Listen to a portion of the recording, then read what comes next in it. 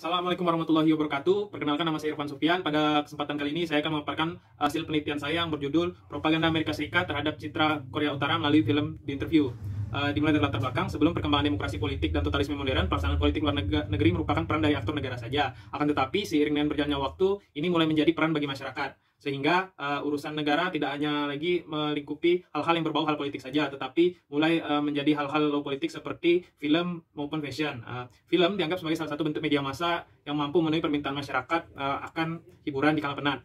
Dan juga film dalam hubungan internasional sering digunakan sebagai media untuk melakukan propaganda. Semenjak berakhirnya Perang Dunia Kedua, Amerika Serikat menjadi negara yang cukup sering melakukan propaganda untuk menghilangkan ancaman yang ada, khususnya melalui film.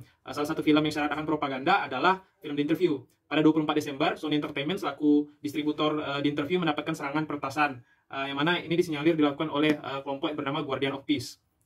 Hollywood sendiri merilis ratusan bahkan ribuan film tiap tahunnya. Tapi pada tahun 2014, film The Interview berhasil menarik perhatian dari pemerintah Korea Utara dan juga Presiden Amerika Serikat pada saat itu, Barack Obama. Hal inilah yang membuat saya tertarik meneliti topik ini. Dari latar belakang yang telah saya sebutkan, muncul pertanyaan penelitian bagaimana bentuk propaganda yang ada dalam film The Interview terhadap citra Korea Utara. Lanjut, yang berikut adalah studi pustaka yang saya gunakan untuk menyusun penelitian ini. 7. Dalam kerangka konseptual, saya menggunakan konsep yang disusun oleh Institut Propaganda Analisis, yang mana konsep ini mengelompokkan propaganda menjadi 7 komponen. Komponen pertama adalah name calling. Name calling adalah komponen yang memberikan suatu penamaan yang buruk terhadap suatu individu.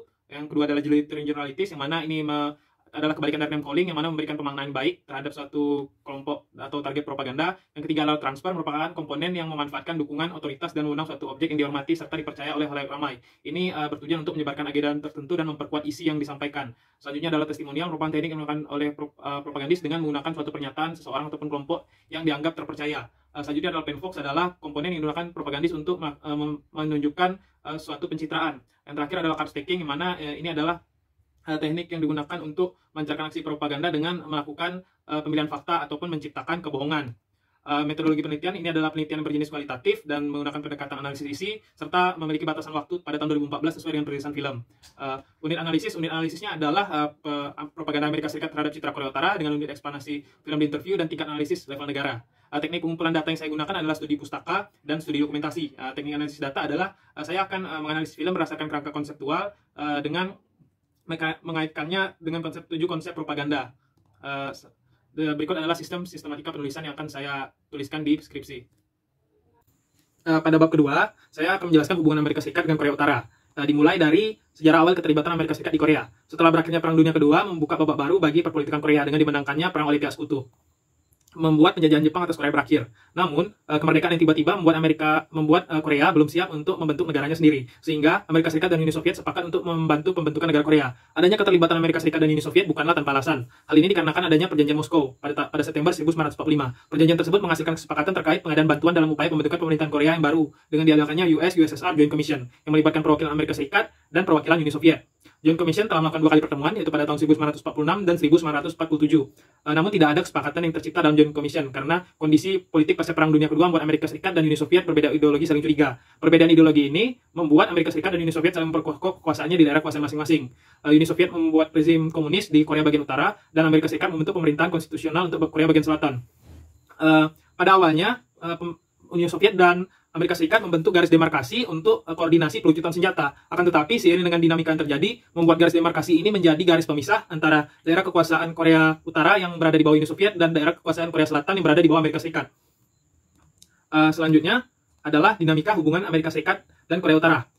Dimulai dengan hubungan Amerika Serikat dan Korea Utara pada masa pemerintahan George W. Bush. Sebenarnya pada masa pemerintahan Bill Clinton pada tahun 1990-an, negosiasi persenjataan nuklir Korea Utara untuk pertama kalinya dimulai. Hal tersebut selaras dengan pernyataan Winston Lord, Wakil Menteri Luar Negeri Amerika Serikat di bidang Asia Timur dan Pasifik, menyatakan bahwa kawasan ini merupakan kawasan yang paling penting bagi Amerika Serikat.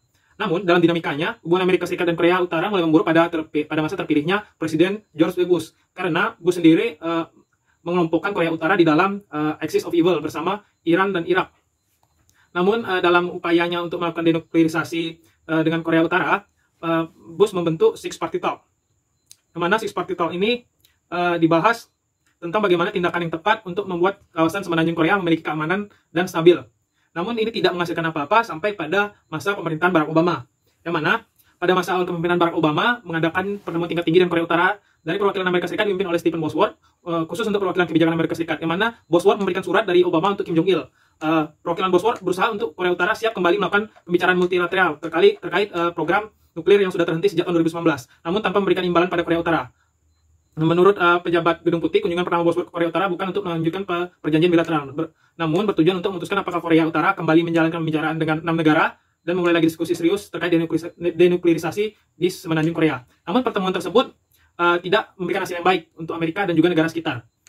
Pentagon merilis data dari Ballistic Missile Defense Review pada bulan Februari bahwa Korea Utara akan tetap melanjutkan program pengembangan nuklirnya. Dengan adanya laporan tersebut, menyatakan bahwa Korea Utara memiliki kemampuan untuk meluncurkan nuklir ke negara-negara sekitarnya. Bahkan kemungkinan Korea Utara memiliki roket yang bisa menjangkau sampai teritorial Amerika Serikat. Strategi Passion yang telah disampaikan Barack Obama memiliki karakteristik utama, yaitu bersikap reaktif terhadap pengembangan nuklir Korea Utara, namun tetap bersikap agresif secara multilateral dalam menekan Korea Utara. Pada tahun 2011, dengan wafatnya Kim Jong Il yang telah memimpin Korea Utara sejak tahun 1994, membuat pimpinan Korea Utara berpindah kepada Kim Jong Un. Pimpinan Kim Jong Un memberikan keterbukaan negosiasi terhadap nuklir. Namun dengan adanya percobaan nuklir yang dilakukan Kim Jong Un membuat hubungan antara Korea Utara dan Amerika Serikat kembali memanas. Korea Utara tidak merasa melakukan pelanggaran menurut mereka. Apa yang dilakukan adalah tujuan damai, bukanlah suatu uji coba atas dasar kepentingan militer. Karena roket yang diluncurkan hanya membawa satelit yang untuk mengorbit. Semenjak itu respon Korea Utara terhadap kebijakan denuklirisasi menjadi semakin agresif.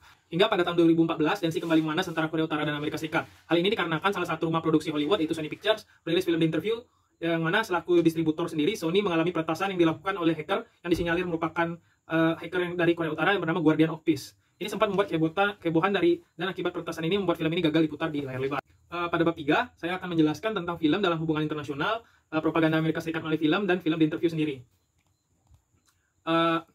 Menurut pendapat Robert Wigreck dalam buku International Relations on Film, film bisa menjadi jendela untuk memahami sebuah realitas yang ada dalam hubungan internasional. Film juga dapat menjadi sarana dalam memaparkan ideologi yang ingin disampaikan. Dan Cynthia Weber juga berpendapat bahwa film adalah alat yang dinaturalisasi ke dalam popular culture dan dapat memberikan wawasan tentang korelasi antara pop culture dan politik. Menurut ahli seperti Jutta Wedes juga memberikan pendapat bahwa film dapat menjadi suatu pembentuk kebijakan luar negeri karena berbagai macam pengaruhnya. Film sendiri adalah media yang menampilkan gambar yang bergerak, memiliki suara, dan menampilkan sebuah cerita yang telah dirancang. Penyajian sebuah film membuat penonton menerima pesan yang ingin disampaikan. Graham Turner berpendapat bahwa penyajian dari film sangat berperan dalam mengkonstruksi gambaran dari suatu realitas menggunakan simbol-simbol, penggambaran lingkungan, dan ideologi, serta kebudayaan sebagai pesan yang ingin disampaikan oleh pembuat film. Oleh sebab itu, film dianggap sebagai media propaganda yang efektif. Film sendiri memiliki berbagai genre, namun pada umumnya ada 11 genre film yang biasa diproduksi, yaitu action, adventure, komedi, crime, and gangster, drama, epic, horror, musikal, science fiction, war, dan western. Penggunaan propaganda film oleh Nazi sendiri dimulai pada Perang Dunia I, di mana Nazi menggunakan film dalam praktik propagandanya untuk mempengaruhi rakyat Jerman agar mendukung Adolf Hitler dalam rencananya untuk melawan pengaruh Zionis yang telah dianggap menguasai Amerika Serikat. Nazi menganggap pengaruh Zionis dapat mengancam perkembangan sosial ekonomi dan berbagai aspek dari negara Jerman. Oleh sebab itu, Nazi menggunakan propaganda film untuk menyebarkan propagandanya. Penggunaan propaganda melalui film yang dilakukan oleh Nazi pada dasarnya bukan untuk melawan Zionis Yahudi, akan tetapi untuk membentuk image yang kuat terhadap Adolf Hitler. Nazi merancang film-film propaganda mereka dengan baik. Mereka dapat membuat film yang menimbulkan rasa kepatuhan terhadap pemimpin mereka, yaitu Adolf Hitler. Amerika Serikat sendiri terbilang cukup sering menggunakan film sebagai alat propaganda sejak Perang Dunia I, yaitu melalui Komite on Public Information yang berada di bawah Presiden Woodrow Wilson, bekerja sama dengan Hollywood untuk membuat film yang berisikan dukungan terhadap pemerintah Amerika Serikat. Hubungan antara pemerintah Amerika Serikat dan Hollywood terus berlanjut hingga pada masa Perang Dunia Kedua. Hollywood ditugaskan untuk membuat film propaganda yang membangkitkan semangat pasukan Amerika Serikat berperang, yang membuat dalam film berjudul Casablanca. Pada awal abad 20, pemerintah Amerika Serikat memberikan tugas kepada Hollywood untuk membuat propaganda tentang supremasi kulit putih dan pencitraan terhadap militer Amerika Serikat. Dalam pembuatan propaganda supremasi kulit putih, Hollywood lebih banyak membuat film aksi dan perang menggunakan stereotip rasial pada tokoh antagonis dalam cerita, seperti orang Vietnam dalam film Rambo, orang Arab pada film Black Hawk Down, dan orang Jepang pada film Pearl Harbor. Pada pembuatan propaganda, pencitraan militer Amerika Serikat lebih banyak membahas isu-isu terorisme pasca 9/11. Film-film propaganda yang diproduksi lebih banyak bercerita tentang agresi militer di Timur Tengah, seperti film Incendies, The Hard Locker, Lone Survivor. Sebagai ganti dari pembuatan film tersebut, Amerika Serikat memberikan bantuan untuk perkembangan Hollywood. Dalam perkembangannya, Amerika Serikat juga menciptakan propaganda bermuatan ideologis. Propaganda ini bertujuan untuk menciptakan pengaruh buruk bagi negara lain yang ideologinya bertentangan dengan demokrasi, HAM, sekularisme, dan liberalisme Amerika Serikat. Kerjasama yang telah dibangun Amerika Serikat dan Hollywood dianggap oleh para pengamat kebijakan luar negeri telah memberikan kontribusi bagi upaya Amerika Serikat untuk menjalankan kebijakan luar negerinya melalui film. Berikut adalah data terkait film The Interview, mulai dari sutradara hingga penyunting skrip. Pada bab 4, saya akan membahas tentang analisis isi dari film The Interview. Saya akan memaparkan analisisnya berdasarkan teknik analisa yang telah saya bahas di bab 1, yaitu menggunakan teknik analisis isi deskriptif yang akan dikaitkan dengan komponen propaganda yang telah disebutkan, di mana terdapat 7 buah komponen, yaitu ada name calling, glittering generalities, transfer, plain vogue, card staking, dan bandwagon. Namun, saya tidak memasukkan plain vogue, testimonial, dan bandwagon karena tidak ditemukannya komponen ini dalam film. Saya akan menjelaskan dalam bentuk paragraf dan menyertakan potongan adegan yang dianggap sebagai adegan propaganda sesuai dengan komponen. Berikut adalah tabel indikator propaganda yang saya gunakan dalam menganalisis film di interview. Yang pertama, saya akan membahas tentang name calling, di mana dalam film ini sendiri saya menemukan 11 adegan dari name calling, di mana dalam penggunaan name calling lebih banyak ditujukan kepada Kim Jong Un, dan juga julukan yang muncul cukup beragam, seperti pemimpin yang tidak teruji, buttfuck, seorang pemuja cabul dan diktator, pria gemuk dengan rambut konyol, ahli manipulasi, bahwa Kim Jong Un sama kejamnya dengan ayahnya dan kakeknya sebelumnya, pengkhianat rakyat, dan terakhir pemberian nama Kim Jong Un terhadap seekor anjing. Semua penjulukan ini memberikan makna negatif dengan intensi tinggi, serta menjadi hal yang kontra dengan berbagai citra yang coba Kim Jong Un gambarkan sebagai pemimpin besar Korea Utara. Berikut adalah scene name calling-nya. Selanjutnya adalah glittering generalities. Dalam film ini saya hanya menemukan satu adegan glittering generalities, di mana indikatornya dipenuhi oleh dua hal, yaitu adanya penjulukan terhadap Kim Jong Un, yaitu rakyatnya memuja bagaikan Tuhan. Kedua, kata ini secara konteks menunjukkan bahwa Kim Jong Un adalah orang yang sangat dipercaya bagaikan Tuhan, yang mana dalam masyarakat umum kepercayaan terhadap Tuhan merupakan tingkat kepercayaan tertinggi yang dilakukan oleh manusia. Selanjutnya adalah transfer, yang mana dalam transfer sendiri saya menemukan 4 adegan, yang mana ini menggunakan nama PBB, The Times, CIA, dan US Military Force yang dianggap memiliki pengaruh bagi masyarakat. Untuk card staking, dalam card staking saya menemukan 7 buah adegan, yang mana pada adegan card staking ditampilkan oleh film mencoba menggambarkan bahwa Kim Jong Un pada dasarnya memiliki produk Amerika, serta menggambarkan bahaya dari nuklir yang dimiliki Korea Utara, memajukan Korea Utara melalui isu kelaparan, serta lelucon tentang Kim Jong Un yang tidak buang air besar. Selanjutnya analisis isi. Dari pengamatan yang telah saya lakukan, saya menemukan 23 adegan propaganda yang terdiri dari 11 name calling, 1 adegan glittering generalities, dan 4 adegan transfer, serta 7 adegan card staking. Melalui name calling, film ini cenderung menunjukkan bahwa Kim Jong Un secara gamblang tidak ada menggambarkan sisi positif Kim Jong Un ataupun alasan mengapa ia menjadi kejam. Penulis melihat propaganda sangat terlihat jelas melalui tokoh Kim Jong Un sendiri dan Park Soo-in, 2 orang Korea Utara yang memiliki peran penting dalam film ini. Dalam film ini, kedua tokoh ini menunjukkan wajah Korea Utara dan hal-hal yang terjadi di Korea Utara. Namun, saya tidak melihat adanya bukti sejarah yang disampaikan dalam film ini mengenai penggambaran Kim Jong Un di sini. Dalam analisis film ini, saya tidak menemukan pemenuhan terkait indikator keempat dari name calling, karena dalam indikator keempat itu yaitu adanya hubungan yang dapat diterima oleh massa terhadap julukan. Ini karena dalam analisis ini saya hanya menggunakan pendapat individu tanpa menggunakan kaitannya dengan masyarakat. Dalam film juga digambarkan bahwa Amerika adalah pihak yang mampu mempergunakan sumber daya militer dan juga mendapat dukungan dari PBB. Hal ini jelas tergambar melalui transfer. Dalam komponen ini digambarkan bagaimana Amerika mampu mengumpulkan berbagai pihak untuk ikut serta dalam tujuan yang ingin mereka capai. Terlihat dari penggunaannya yang penggunaan otoritas yang memang terbukti dapat dipercaya oleh masyarakat.